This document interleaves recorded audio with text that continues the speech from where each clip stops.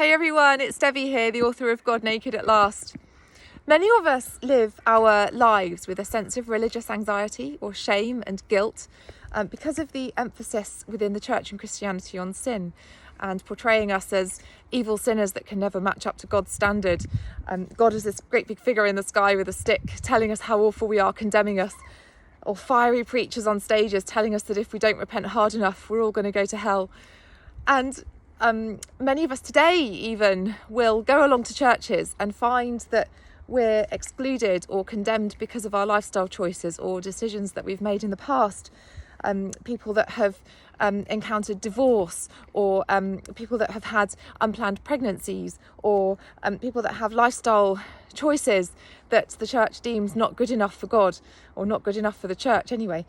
And this can lead to a sense of condemnation, burdens that we carry throughout our whole lives of shame and guilt, of unworthiness, of just not being good enough. I know a gentleman who's quite elderly, who has lived his whole life with a sense of that, of shame, of unworthiness, just not being good enough. And because of his church upbringing, sort of instilling that into him. And actually, I think this is what 2,000 years of Christianity in the church has said, not necessarily what God has said. In my book, I tell the story of a lady who died, and she was declared medically dead for 20 minutes, but she went to heaven and met God. She came back, which is why she's able to tell her story. But she went and met God, and what she found was that the God of the Old Testament, the God of Christianity, the God that she'd been taught about from her childhood, was nowhere to be found.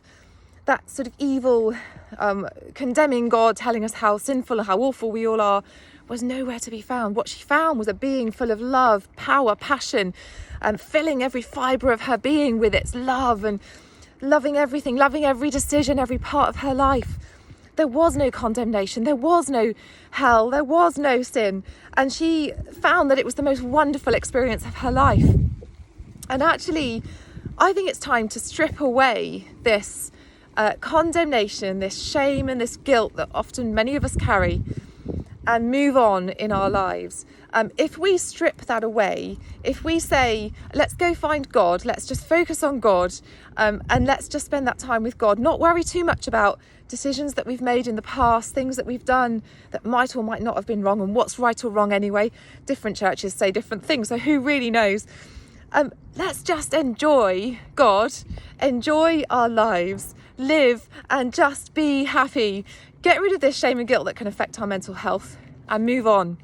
Let's strip God of shame, guilt and religious anxiety, strip ourselves of those things and enjoy our lives.